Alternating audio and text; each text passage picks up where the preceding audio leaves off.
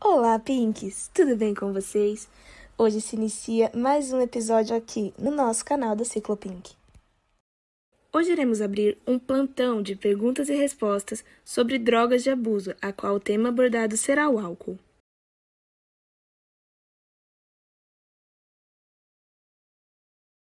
O álcool é uma substância psicoativa depressora do sistema nervoso central, de rápida absorção, que pode proporcionar desde uma intoxicação aguda a uma dependência alcoólica. O alcoolismo é considerado uma doença que afeta todo o sistema fisiológico e psicológico, em que favorece uma sensação de bem-estar ou diminui o desconforto da abstinência. Além de alterar fisiologicamente o sistema nervoso, o álcool também interfere no funcionamento do sistema cardiovascular, digestório e na musculatura esquelética. O álcool, também conhecido como etanol, é uma das bebidas mais consumidas pela sociedade desde o Antigo Egito, com relatos de pelo menos 6.000 anos. Essas bebidas eram fermentadas, tendo assim um baixo teor alcoólico. O prazer lícito do álcool é conhecido desde a época do Império Romano, sendo o vinho a figura que representava os desejos, conhecido como deus do prazer e da sociabilidade. Em cerca de 1935, Bob Smith e Bill Wilson criaram os Alcoólicos Anônimos, após sua recuperação, pois ambos eram alcoólatras. No ano de 1951, a OMS determinou que o alcoolismo tratava-se de um problema médico, sendo assim reconhecida há mais de 35 anos pela Associação Psiquiátrica Americana como doença psiquiátrica. Em 1977, o Ministério da Saúde considerou o álcool e o tabaco como drogas que vêm mais causando dependência em todo o mundo, devido ao seu uso como forma abusiva, que é resultante de efeitos psicoativos, destacando assim o diagnóstico do alcoolismo. O álcool tem ação depressora ao sistema nervoso central, levando o indivíduo a ter uma depressão psicomotora, dificuldades no raciocínio lógico e no armazenamento de informações, raciocínio lento e confuso, dificuldades na associação de informações simples, incoordenação motora, que vai levar à falta de equilíbrio ou à falta de consciência de espaço e de localização, instabilidade e prejuízo do julgamento e da crítica, diminuição da acuidade visual e da visão periférica, prejuízo da memória e percepção, aumento da sensação de dor, apatia e letargia. Incapacidade de deambular ou coordenar movimentos, vômitos e incontinência urinária, reflexos diminuídos ou quase inexistentes, temperatura corporal abaixo do normal, má respiração e circulação sanguínea e, em casos mais graves, até o bloqueio respiratório central. A ação do álcool sobre o organismo centraliza principalmente no sistema nervoso central, embora tenha ação ansiolítica assim como os barbitúricos e benzodiazepínicos, e seus efeitos causam depressão. Essa ação ocorre simultaneamente conforme a concentração sanguínea é aumentada, provocando desde sensações prazerosas a um estado de embriaguez ou intoxicação. E claro, o álcool estimula a via mesolímbica, é uma via das recompensas, que é a via responsável por causar a sensação de satisfação e prazer. A exposição crônica ao álcool pode resultar em uma modificação na estrutura da proteína G estimulatória, ou alterar as interações entre as subunidades da proteína G. Essas alterações interferem na estimulação da adenilatociclase e na produção da MPC, e parecem estar relacionadas ao desenvolvimento da tolerância ao álcool.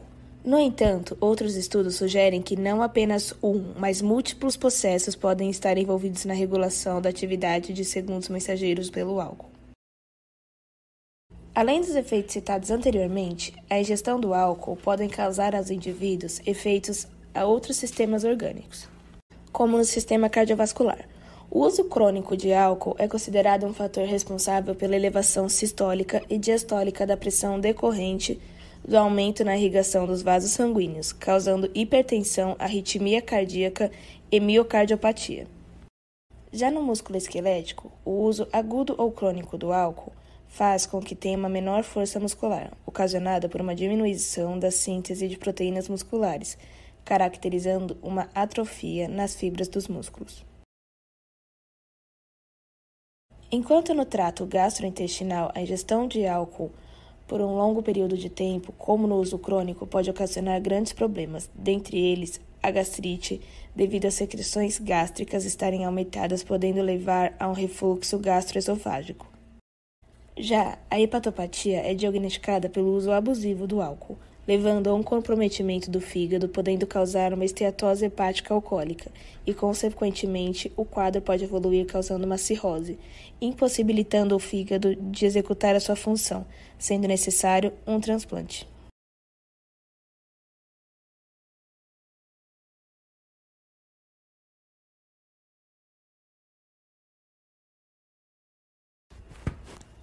O trajeto do álcool, que se inicia pela boca, passa pelo esôfago, vai para o estômago, 20% vai para o sangue, que percorre por todos os tecidos do corpo, fígado, cérebro, rins e coração. 80% vai para o intestino delgado, que também cai na corrente sanguínea.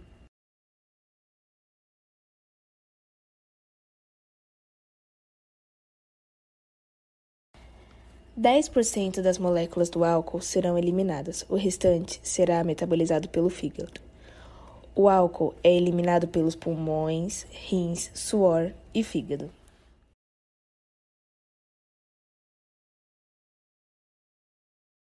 A tolerância ao álcool se dá por uma tentativa do cérebro de compensar os efeitos causados pelo álcool utilizando dois mecanismos.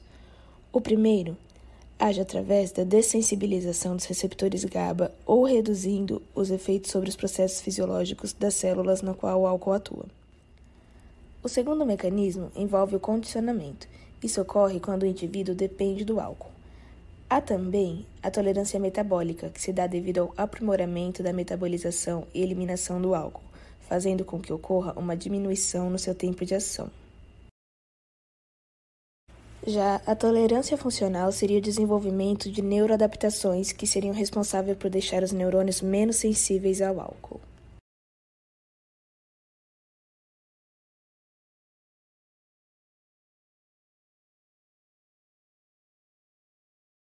A síndrome de abstinência vai depender de qual grau de dependência do alcoólatra.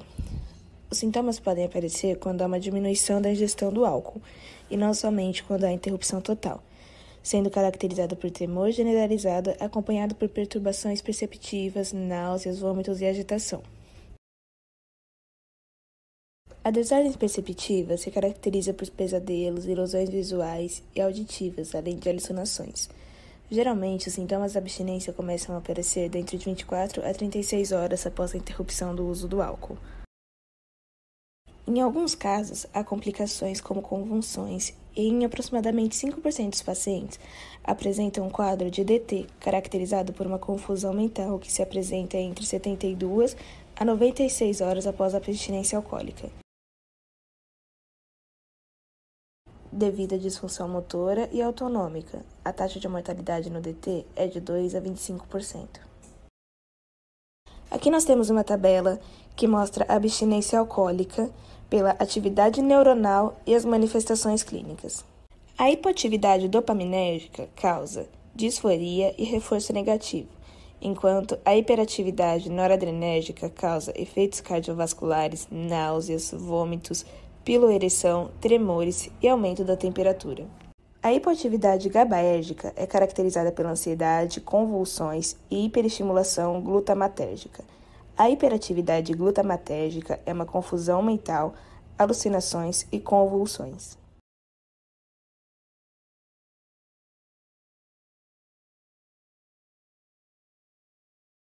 O desejo compulsivo faz com que o álcool haja nas vias de prazer e recompensa, proporcionando sensações de prazer, relaxamento e satisfação. O indivíduo fica preso a isso, utilizando assim o álcool de forma compulsiva. As crises de abstinência também, de certa forma, causam um certo desejo compulsivo.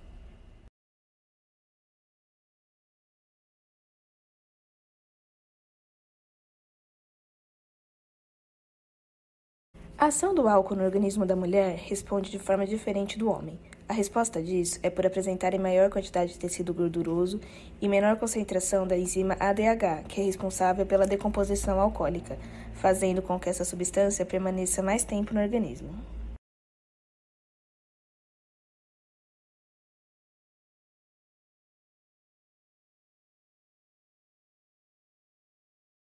A síndrome alcoólica fetal é o nome empregado para as anormalidades causadas durante a gravidez devido à ingestão do álcool, que atravessa a barreira placentária e atinge o feto, que por sua vez é dependente do organismo da mãe. Por isso, os efeitos do álcool sobre o feto ocorrem não somente no primeiro trimestre, mas durante toda a gravidez.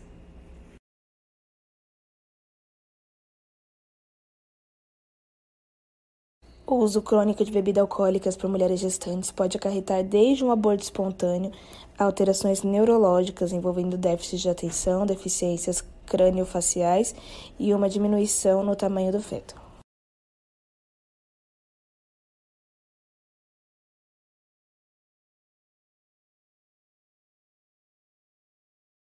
O consumo de bebida alcoólica por adolescentes é altíssimo quando comparado a drogas ilícitas. Essas complicações podem estar associadas a problemas familiares, sociais, culturais ou até mesmo depressão, no qual atinge um número maior de homens por volta de 12 a 16 anos de idade, visto como um consumo ilegal. Estudos relatam que o consumo do álcool por adolescentes de ambos os sexos é considerado um problema de porte mundial.